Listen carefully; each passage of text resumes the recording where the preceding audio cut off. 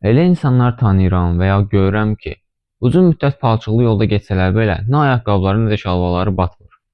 Və yaxud köhnə geyimlərini elə səliqəli saxlayırlar ki, əyinlərində təzə kimi görsənir. Mən həqiqətən elə insanlara qibtə eləyirəm.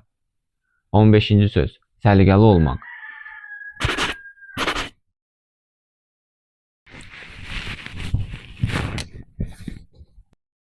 Yerde gördüğün eşyaları götürmək.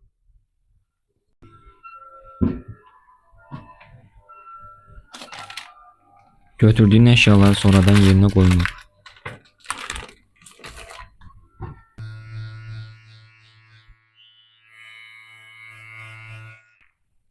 Xarici və daxili görünüşdə səliqəli olmaq. Xüsusilə də cümə günləri. Cümə günləri mütləq. Qaldığın otağı həftədə bir dəfə təmizləmək.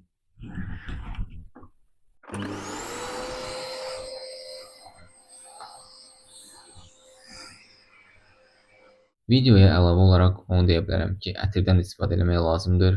Bir yan paltarı ilə evdə gəzməmək, ev paltarı ilə də şəhərə çıxmamaq daha məqsədə uyğundur. Səliqəli və təmiz olmalıyıq. Çünki təmizlik imanın yarısıdır. Sağ olun, özünüzdən müğayət olun.